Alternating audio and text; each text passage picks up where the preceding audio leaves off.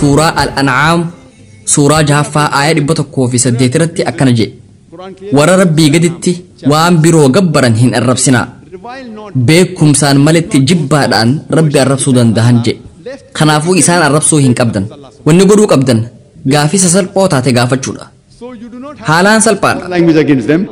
Only thing you have to ask them simple questions. It's so easy. But we Muslims, we are afraid to open our mouth.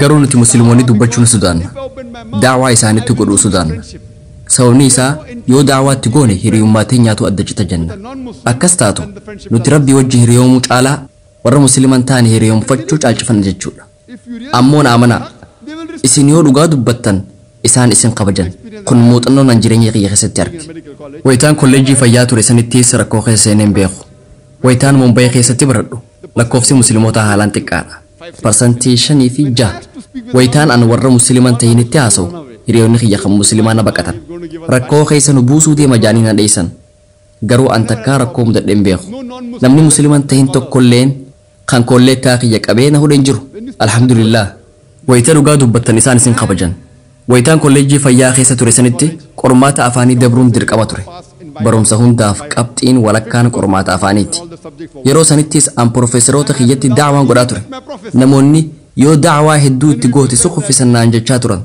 أنيس ديبسي يو ربين فدي أماس وقاتو كوف أستورتي إسانيتي دعوة قروق أبدا جئينا تيمورتيسي ركون قبون جان الحمد لله مال سودان دبچو قبنا أكا جراتي هنو مسلمون نسو دواتشو تجر جالال ربي چمسچو چالا ورا مسلمان تاني ورين جالال چمفچو فلندي ربي قرآن خيستي سورة البقرة سورة لمفا آيات بتكو في دمرتي كنجي ولن ترضى عنك اليهود ولا النصارى حتى تتبع ملتهم يهودوتا في كريستانو نينيس هنغاتي أمنتي إساني هردفتو سراهم جالتنيجي ربي سورة البقرة سورة لمفا آيات بتكو في كرتكورتيس أكنجي وقالوا لن يدخل الجنة إلا من كان هودا أو نصارى يهودا يوخين كريستانا ملي نمني برو جنة سينو جان اسم مسلموني كجلو ماس كباتن صلاة تيس جراتن أدتي سنير راملتو سجوداتيس كباتن رمضانا صومنتن حجيس غوتن هنگا كريستانا يوخين يهودا تاتنيت ملي أبدا جنة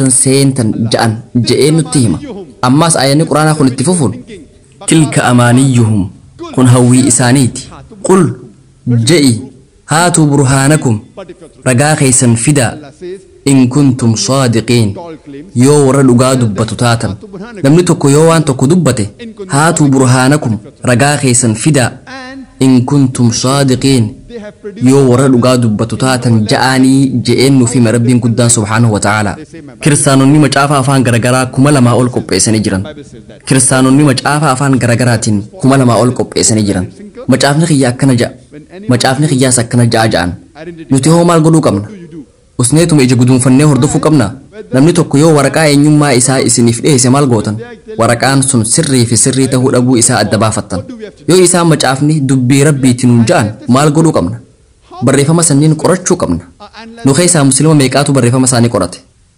macaafa isaanii fayyadamnee isaanitti daawaa godhuu miti mishinariiwwan kiristaanaa kunniin qur'aanuma keenya fayyadamanii daawaa nutti godhaa jiran mishinariiwwan kiristaanaa kunniin hulaa teenya dadhawanii gaafii nu gaafachaa jiran hulaa muslimaa dadhawanii beeka qur'aanni keessan macaafni kitaaba rabbiiti jechaan jiruu jaan hedduun keenyaas jennee deebifna gaafiin itti aanu ammoo eegasiifuu maaliif macaafa jalan deemne kan ja'utti aansuuf deeman tanaaf ammoo nuti deebisaan qabna gaafiin itti aantu tan nu gaafatan maqaan nabiyyii keessanii kan xumuraa fi goolabbiin Muhammad sallallahu alaihi wasallam qur'aana keessatti yeroo meeqa ibsame jaanii gaafatan yoo qabeetan taatan yeroo 5 yeroo 4 Muhammad yeroo tokko ammoo Ahmad jaamee ibsame jettanii deebiftan maqaan Yesuus Kiristoosoo yeroo meeqa qur'aana keessatti ibsame jaanii gaafatan yoo kan hin beekne taatan isaanumaatu maqaan Yesuus Kiristoos qur'aana keessatti yeroo 25 ibsamee jira jeesinitti hima itti aansanii gaafii biraa isin gaafatan eenyutu caalaree nama maqaan isaa yeroo 25 qur'aana keessatti ibsame moo nama maqaan isaa yeroo 5 qofa qur'aana keessatti ibsameetu caala jaanii gaafatan gaafii tana isin gaafatan garuu deebisaa isiniif hin kennan akka sammuun teessan itti yaadduuf isinitti dhiisan ammaas gaafii birootti itti aansan nabi Muhammad abbaa fi haadha ni qabaa jaanii gaafatan nutis abbaa fi haadha ni qaba jennee deebifna Yesuus Kiristoosoo abbaa fi haadha ni qabaa jaanii isin gaafatan akkuma qur'aana keessattuu ibsamee jiru Isaan alayhi salaam haadha ni qaba garuu abbaan qabu. Kanaafuu nutis dubbii tanaan walii galla. Eenyutu caalaree nama abbaa qabuutu caala moo nama abbaa malee dhalateetu caala jaanii isin gaafatan. Nama gargaarsa rabbiitiin dhalateetu caala moo nama osoo abbaa hin qabaatin abbaan malee dhalateetu caala. Eenyutu caala? Nama abbaa qabuutu caala moo nama abbaan qabneetu caala? Eenyutu caala? Gaafii tana isin gaafatan. Garuu deebisaa isiniif hin kennan. Akka sammuun teessan itti yaaddu godhan. Isaan akka meeshaa cal'iftee bakka takka dhaabbattutti nutti fayyadamaa jiran. Mataa keenya gubbatti goojjoo ijaarrachuutti jiran. Nuti garuu dubbachuu hin dandeenyu. Kun waan nama qaanfachiisu. Itti aansuunis gaafii biraatti gaafatan. Nabiyyiin keessan mu'jizaa dalaganii qabaa hii ja'an. Nutis mu'jizaa hedduu qaba jennee deebifna. Isaan itti fufuun nama du'etti lubbuu deebisuudhaaf mu'jizaan inni dalaganii jira. Qur'aanaa fi hadiisni bakka takkatti illee ne Muhammad sallallahu alaihi wasallam nama du'e du'arraa kaasa je'ee waan nutti hime hin qabu. Kanaaf Muhammad nama du'e hin kaasu yaada je'uun walii galuudhaaf dirqamna. Deebisaa teenya hordofanii gaafii biroo nutti kaasan. Yesus Kiristoos nama du'e du'arraa kaasee jira nuun ja'an. Qur'aanni bi'iznillah fedha rabbiitiin kaasee jira je'ee waan nutti himeef walii galla. Nama du'e du'arraa kaasee jira jennaan. Eegasiifuu eenyutu caalaree? Nama du'etti lubbuu deebiseetu caala moo nama du'etti lubbuu deebisuu hin dandeenyeetu caala? Eenyutu caala? Ammas gaafii itti aantu gaafatan. Nabiyyiin keessan Nabi Muhammad du'ee jira moo lubbuun jira? Jaanii gaafatan. Dubbii tanaanis walii galuu qabna. Isaan gara akhiraa godaananii jiran. Awwaalli yookiin qabriin isaanii Madiinatti argamti. Iisaan alayhi salaam yookiin Yesus Kiristoos du'ee jira moo lubbuun jiraa ja'an. Lubbuun akka jiru walii galuuniif dirqamna. Qur'aanni suuraa An-Nisaa suuraa 4ffaa aayat 158 irratti Rabbiin subhaanahu wa ta'ala lubbuun osoo jiru ol isa fuudhuu isaa nuuf ibse. Eegasiifuu eenyutu caala? Nabiyyii du'eetu caala moo nabiyyii lubbuun jiruutu caala? Gaafii isin gaafatan garuu deebisaa isinitti himan. Akka sammuun teessan itti yaadduuf isinitti dhiisan. Isaan akka meeshaa ustee dhaabbattutti nutti fayyadaman.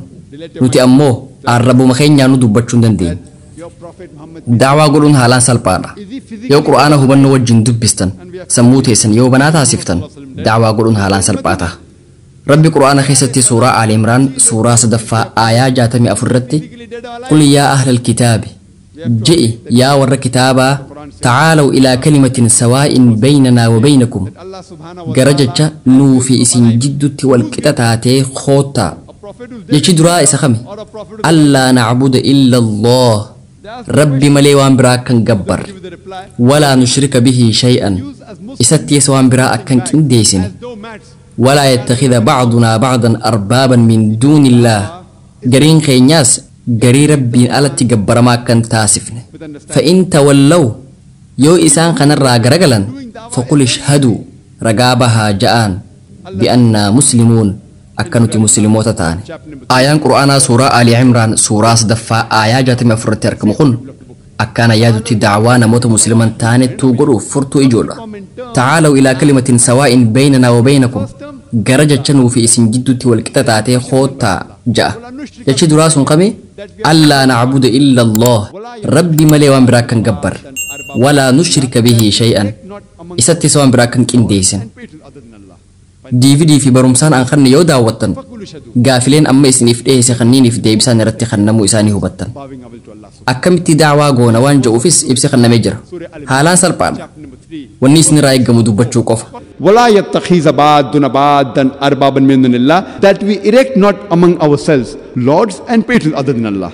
فإن تولوا if then they turn back فقولوا شهدوا say be witness بأننا مسلمون that we are Muslims bowing our will to Allah subhanahu wa ta'ala. This verse of the glorious Quran, Surah Al-Imran, chapter number 3, verse number